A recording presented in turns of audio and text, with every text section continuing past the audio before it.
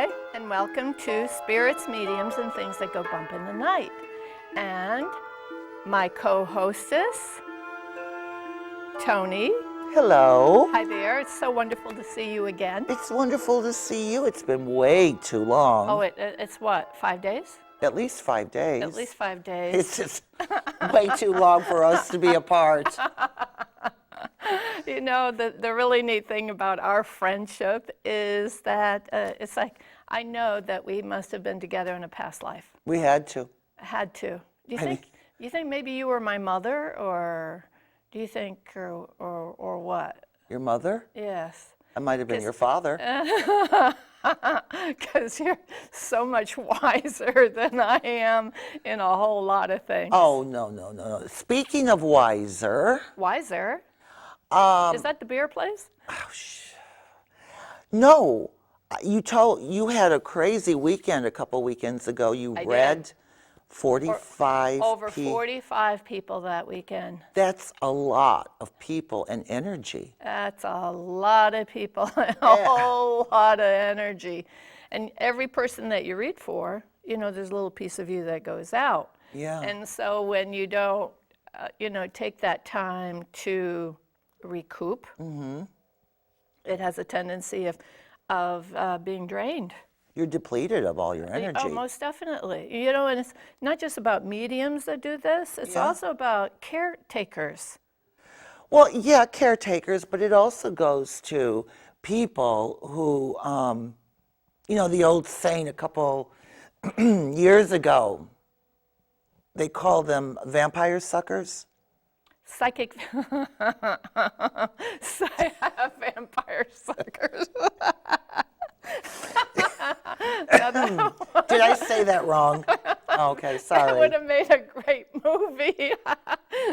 The Attack of the Vampire Suckers. No. I mean, people, friends. Psychic vampires. Psychic vampires.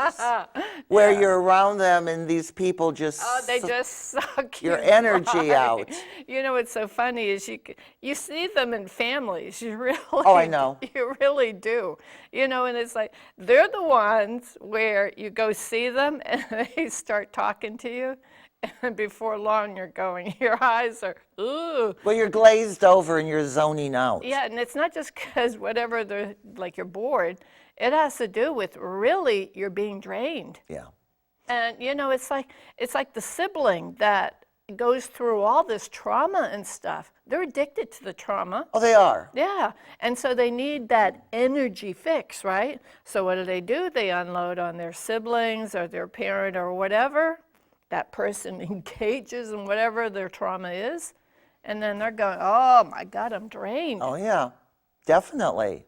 So going back to your reading. Yes. Your readings. Yeah. Can you tell us anything? Miracles? And any little miracles that happened? I mean, don't say names because it's protecting the innocent. I mean the... Oh, they're not so innocent. Well, it's protecting their identity, but I mean, I know you've done some amazing things, but I know you've got a couple stories where this... Well, the thing is, it's not just about me. Yeah. And that's what I tell people. When I'm reading for people, it's also about them. Yeah. If the energy in the group is up, if the energy in the group is like they're laughing and joking and things like this, it's like the energy, I'm on a high. When I get out of there, it's like I don't need to take drugs and stuff like that, because when you connect with spirit and source, it's like you just get this, energy. It's like, well, I know. We've been together enough time that it's like the two of us, when we get together, it's like two live wires. I know. Oh boy, do I know.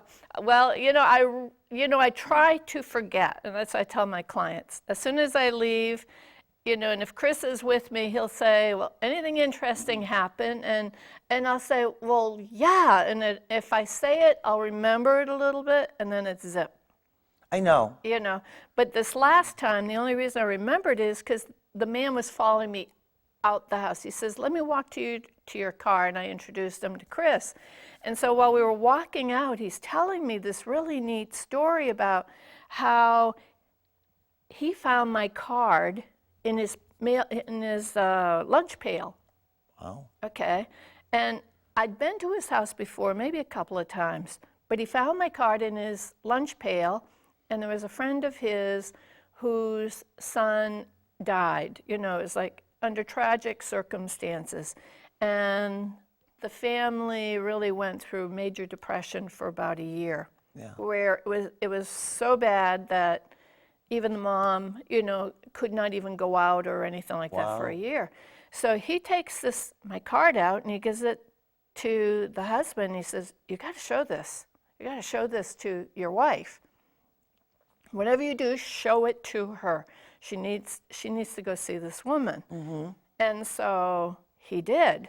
And apparently, he tells me the story. He says, apparently, she went to see you with her daughter, you know, and the son came through, and apparently whatever it was that I brought through for her, or the validation or whatever, changed her so much that she is now going worldwide, talking to organizations for parents that lose their children or lose a loved one. See, I think that's great. You know, and to me, it's like, oh my God, what a gift, not just from me, from spirit, from me to the mom and the family, but what a gift it was that spirit gave to me in being able to help me with my development because of being of service. Okay, look at the repercussions from this. It's like waves upon waves. And when he was telling me this, he says, you changed that whole woman's life. But in reality, was it really about me? Or was it about that this is part of the sacred contract that maybe this young man in passing early, okay, had the effect that he changed all these people's lives. But you gave them permission. Through him to you, you gave her permission. To be able to do that. Yeah, but initially, see, I look at it as initially it's the guy, the young man in his sacrifice made those changes. You know, was able to bring about all of this. I happened to be, I was like the medium, you know, along the way. You know, it's like the bringer through and whatever. But that's why I tell people, it's not just about me. It's about the person sitting. It's about what do they do with this. Yeah. Right? Okay. And the neat thing is, I'm not the only one that does it. People do exactly what I do. The only difference between me doing it and them doing it is I'm aware of what's my stuff for the most part. Yeah. You know, and then it's like, but they think they're crazy. Who thinks they're crazy? I had one person call me up that really, honest to God, thought she was crazy, to the point where she went to a doctor to get pills because she thought she was crazy. And I says, well, tell me, why do you think you're crazy? Well, she says, I think I'm seeing shadows. I think I'm seeing things in the room that aren't really there. And then sometimes I hear these voices. And I'm going, wow, these symptoms sound awfully familiar. So she goes on and on with this. She says, what do you think? Do you really think I'm crazy? I said, well, if you think you're in good company if you are, because welcome to my world. Yeah, yeah. You know, it's like, when I was doing this, people really did go to insane wards for being crazy. Well, yeah, because there was no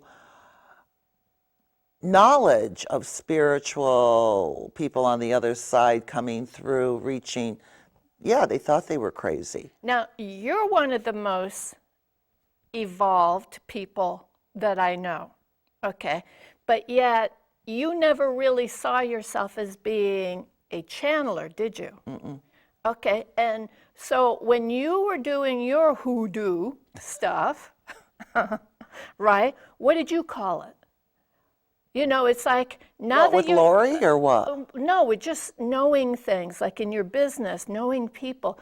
What did you attribute those hits? I started listening to the voices in my head. Okay, but did you think you were crazy, or what did you see it as? Did you just see I it like a didn't think people of it as person, crazy. or how did you? I didn't think of it as crazy. I thought of it as, okay, I have an idea. It would be as simple as looking for a parking place in Manhattan. Oh Lord, that's like trying to look for a gold coin on the streets. I would get off the West Side Highway Yeah. and I'd start thinking about, well, the first street I should go down is Bethune Street, where normally I would start to circle blocks. Okay. And so I would think, oh yeah, the first street I'll go down is Bethune Street. And I would find a parking place. Wow. So I started listening to these Intuition? hunches, or if I have this horrible thing, okay, this sounds really like I'm a ditz, but when I drive from Maine, when I drive from Maine to New York, New Jersey is on the other side of New York. Right. But in my mind, it should be on the side as I'm coming from Maine, coming in, it should be right there, and then New York. So I have it backwards in my head. Okay. So when I have to deal with going to New Jersey, coming from Maine, I really have to concentrate. Because in my body and in my mind, New Jersey is here, and it's really there. It's really there. I don't know why, I don't know how come. Why? I don't know. But I will have to really make a conscious effort to say, no, New Jersey's not there. Isn't that funny? Yeah. Wow. I wonder if it ever at any time, in the past, okay, it would be interesting, right? If New Jersey, if there wasn't a group of people that really thought New Jersey really should be there. Or maybe I was coming from that end. Gotcha. From the Catskills into New York, and New Jersey would be there. Gotcha. But I still haven't lost that. Oh, no, it's right here. So it could be that you're a guide or whatever is connecting with you. Interesting. I mean, the one thing that sticks in my mind, before James died, Now, James is? my love, Yes. before he died, and we would leave Manhattan to come to Maine. And then coming home from Maine to Manhattan, there's the Sawmill Parkway and Right. the Sawmill Road. I have seen both. Okay. And because he knew that he wasn't going to be around forever, he brainwashed me with, no, no, no, no, no, not Sawmill Road. You want Sawmill Parkway. And he would do it in that tone. That even today, when I get to that point, Interesting. I hear, no, no, no. Interesting. Certain things will stick, but for me, it's the way it's presented to me. Now, when you were working in Manhattan and you were dealing with a lot of models and things, how would you, what would you tap in on in knowing when one person you knew would make it and one person you knew wouldn't? Oh, that's easy. What was it? What was it? Yeah, where did you feel that though? They could walk into the door to have an interview with me. Right. And within 15 seconds, I would think in my head, they're never going to make it. You would get it. You would feel it. And the ones that were far and few between, when they would walk in, I would think, yeah, they got it. Within 15 seconds, I could tell the way they walked into the door, how they started the conversation to me. And it was just, what really helped was humor. You had some people coming into the room that were oh so serious. And they were desperate. And they wanted to prove a point to you. They really want to work. And they really want this. And they went overboard. And then there were the ones that were very relaxed, who would walk in, have humor, not talk about the day, and they would sit down and the conversation would not really go towards their career. It would go to different things. And I always felt those were the people that knew I had a headshot of them and a resume, and the resume tells me all about them. So I don't need to hear it from you. Right. If I really want to know about you, I'm going to read your resume. Wow. Maybe that's why you were so bloomin' successful at what you did. 25 years in Manhattan doing what you were doing? Well, a cab driver gave me good advice one time. What was that? He said, whenever you're walking, you always have to take one foot off the ground, so be careful. This is the cab driver told you this? Yeah. Like out of the blue? Yeah. Cab drivers are very wise. Oh, I get that. So Yeah. when you're walking, you always have to take One foot off the ground, which means that is a split second someone can pull the rug out from under you. Wow. So you better know what you're doing. And see, that's that masters that we meet sometimes that we don't realize that in that one split second, it may be just one word, maybe just a little line that really it changes everything, doesn't it? It does. I've met people like that. In fact, people like that saved my life. Yeah? I remember, can I tell you a story? Okay. Short story, It's if okay. you don't mind. No, it's okay. Is that all right? I have my jammies on, okay? Oh, okay. I have my jammy top. I know. I just finished at Goodfellow Air Force Base for being a linguist. And I was going to be visiting some friends. We were flying out. I was flying out, and my husband at the time was staying behind. I was flying out in this small plane. It was like I don't know, maybe 6-seater or 8-seater, like a small plane. And when we got off, we started getting off the plane, started rocking like this as it's taking off. And I'm terrified, and I'm thinking, oh my God, I've just gone through all this schooling and just to die at this airport, because it was like, Yeah. and I'm saying a prayer, please God, save me, my prayer. And right across from me, there was I would say the man must have been, in his 70s, maybe late 70s. And he reached out, looked at me, and he said, "Do you want to hold my hand?" And I said, yes. And he held my hand. The minute he held onto my hand, all of a sudden, everything went calm. I mean, the plane was still going like this, but the fear left me, Yeah. but the calm remained. And after that flight was all over, I really started thinking about prayers that are said.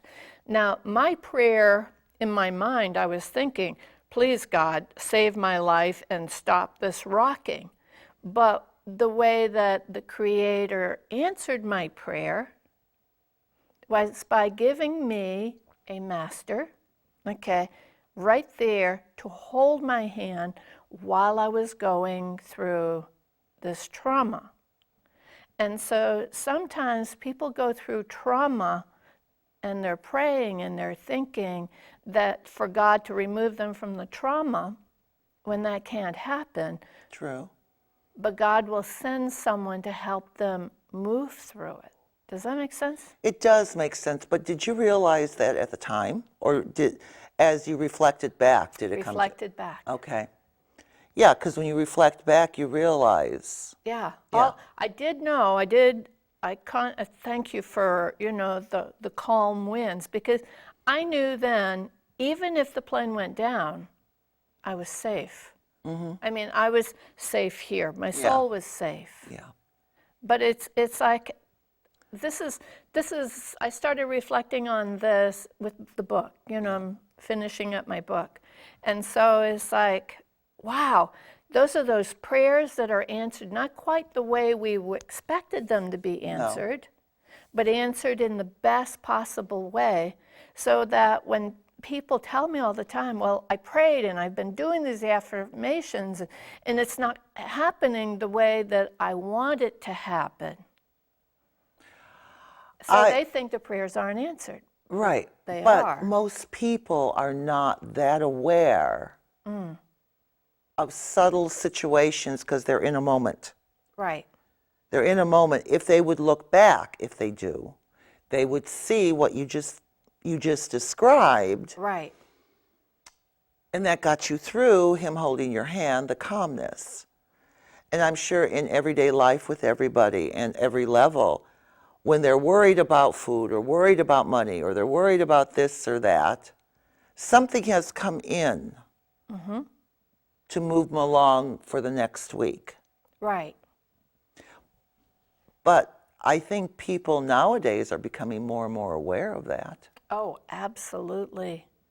Absolutely. You know, and speaking of that, about people becoming more aware of things, you know, it's like, and this is aside from politics, aside from politics.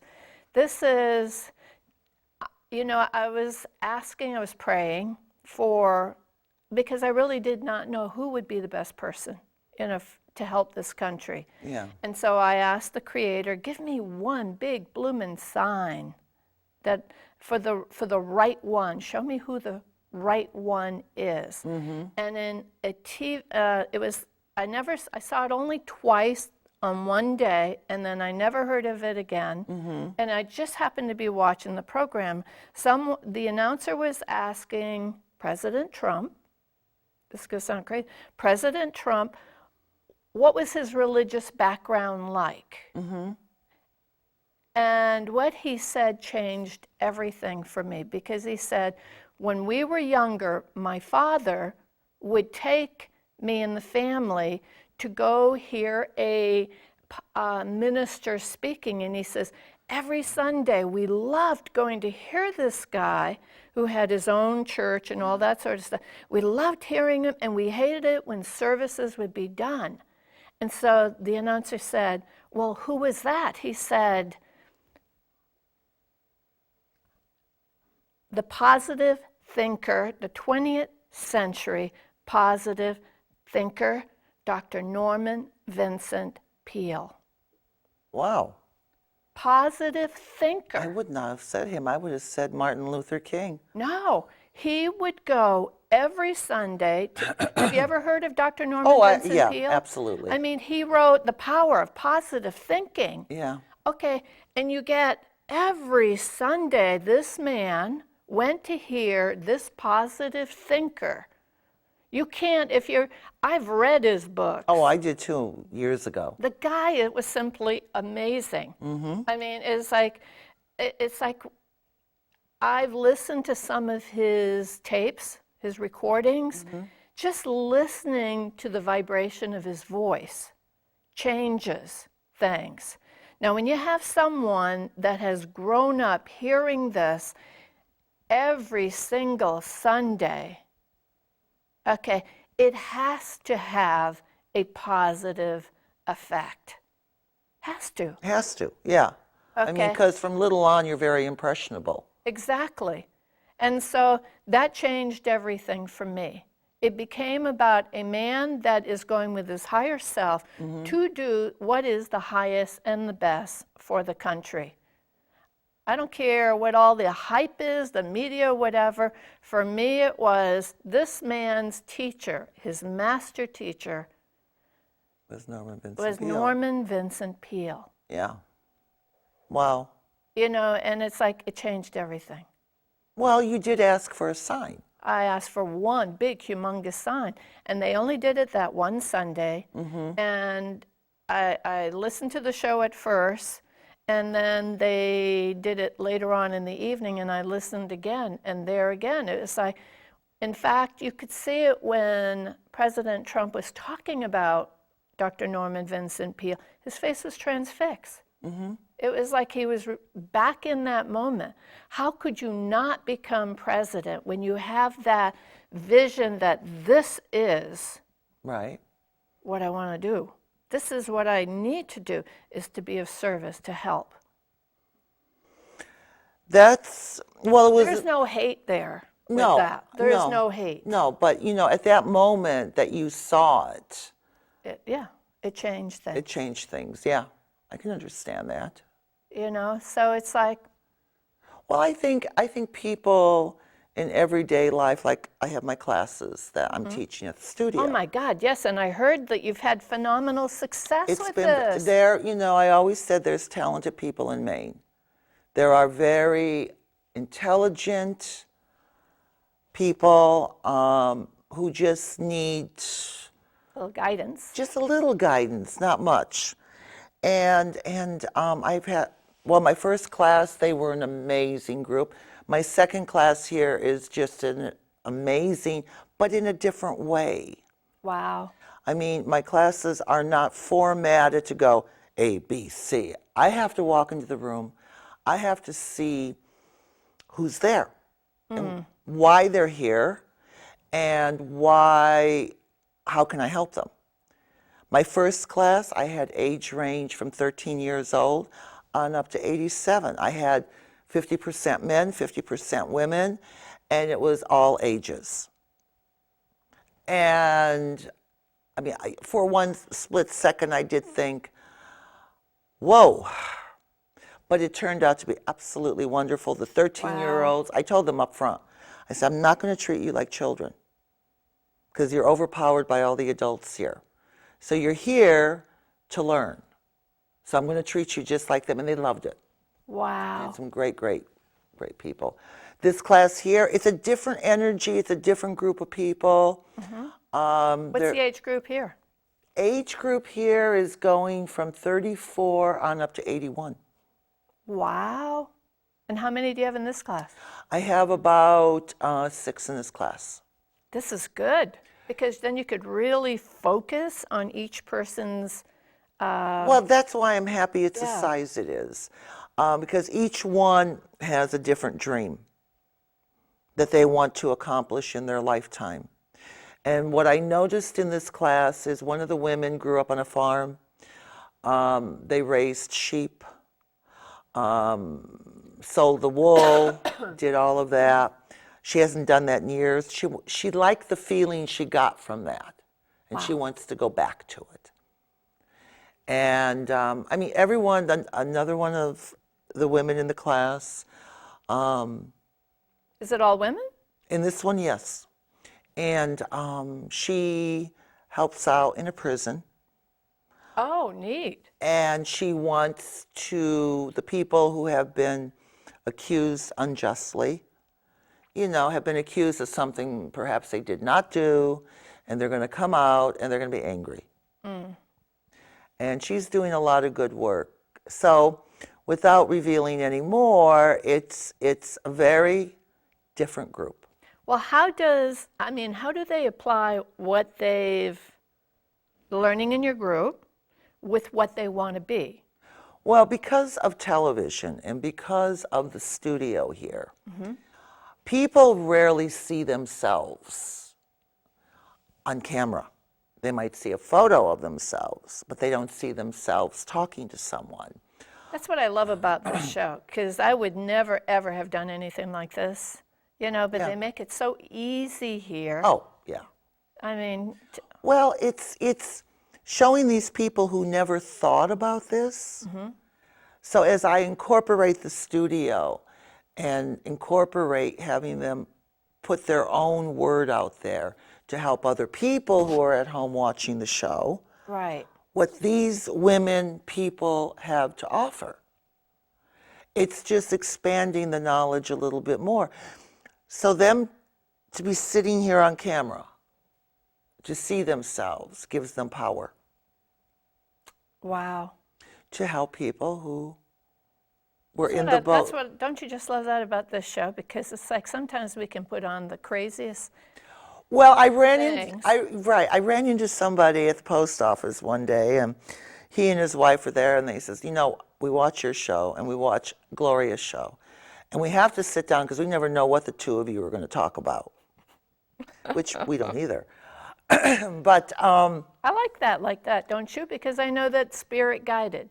Well, yeah, it's whatever needs to be talked about today. Maybe one person in the audience is picking up on that. Right.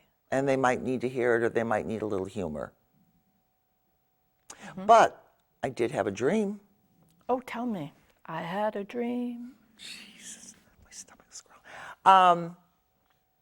Yeah, my friend from high school, Lori, we've been friends. Oh, that's right. Yeah. Oh my God, this is amazing story. Lori and I are still friends. She's been a flight attendant for United for 42 years. And, we're in touch. Her husband's been ill. There's been a lot of ups and downs there. So, in fact, it was like last week, I had a dream that I remembered. And I had a dream about her heart. And it was animation. It was cartoon. That was a dream. Was it in color or just black? It was in and color. white? Oh, wow. And her heart was there, and the Oompa Loompas from Yeah, from Charlie Chocolate Factory or something. Charlie Wonka. Right, that's it. The Oompa Loompas were in there trying to push out of her heart. Whoa. Her father, who I know because he would always take us to dances and all of that, had died of a heart attack. So he was in the background, just standing there. Now, was he like animation or was he Just solid? standing there, solid. Okay. So I wake up from this dream and I'm feeling this and I'm thinking, Lori's been going through an awful lot lately. I don't want to tell her my dream. I don't want to freak her out. So I text her and I said, hey, how are you today? Well, I have a little chest pain, but I've had this before. And I text back, I says, when did you have, I was doing a flight to Amsterdam and I had this pain and I went to the ER in Amsterdam and they told me I had gas. So, she went back to her room and the flight attendants have to rest up for a certain amount of time to get back on a flight to fly home. So she did fly home. So anyway, I'm hearing this and I'm saying, well, don't you think you should go to the ER? No, I know what this is. It'll pass. That was not the way I was feeling. Wow. So all day I was a thorn in her side. How about going? How about going? How about going? Finally, like at 5 o'clock, she texts me. She says, okay, I'm doing what you told me to do. I'm sitting in the ER. Like I told you, they're running blood tests. Nothing is wrong. I'm here. Are you happy? Text her back. I said, thank you for going. So I get another text from her. As she was sitting there in the ER, she was having a full-blown heart attack. Oh my gosh. Right there. I'm getting goosebumps. She had no signs, no nothing. None of the traditional signs. Not the traditional signs. Yeah. And so she was telling her doctor at the beginning of it, my friend made me come here. I don't know why. So as they're wheeling her to surgery rapidly, he says, you better thank your friend. So in the end, they put in 3 stents because that was the little men in her heart trying to get out. Yeah. They put 3 stents in, and she's doing fine. But the doctor did tell her, he says, you had a heart attack before. You have heart damage. That goes back to Amsterdam. Wow. When they thought she had gas. They thought she had, can't they? Whoa. And they just gave her whatever, and she went back to the hotel room and rested and flew back, which the altitude in planes could have been really a nightmare for her. Oh, my word. So after all of this was said and done, I told her, I said, okay, I had a dream, told her the whole story. So, everybody out there in TV land, It's like, yeah, these are those signs. these are the signs you've got to listen to. Yeah, it's like they push things aside, and then when, if they don't do anything on it because they're afraid the person's going to think they're foolish, and then when something does happen, then they have to spend the rest of their life going, oh my God, why didn't I? Well, look at the people who will say, okay, I'm going to sit and wait and see what happens. It's, No, I know. You're one. I am. let's wait and see what happens. Well, what might happen may not be a chance to look again. Exactly. If anything is unusual in your body or any of that, just go. Just go. Just go. Don't think about, oh, I'm going to be there forever. You know, Because you're getting your sign. you're getting your sign and it's telling you to go. Wouldn't you much rather walk out and know everything's okay? Yeah. Or wouldn't you much rather catch a problem at the beginning? Oh, absolutely. Absolutely. Honey, we did it. We did. Oh, Easter's coming. Easter. Easter is coming. And so it's like a lot of bunnies are out there with their little eggs and little chocolate eggs. And Rosemary, I know, is out there waiting for those chocolate Oy Easter vey. eggs. Well, are you going to bring her Easter eggs? You know what? I may bring her some Easter eggs, things. Maybe a couple of, what's the one that she likes now, the chocolate? Butterfingers. It's not chocolate, though, Butterfingers. It's got chocolate in it. No, it doesn't. It doesn't? I don't think so. Oh, it's got the crispy thing on the center. Well, crispy might not be chocolate. Oh, I thought it was a chocolate outside. It's not a chocolate outside. It's a Butterfinger outside. Oh my gosh. Eh.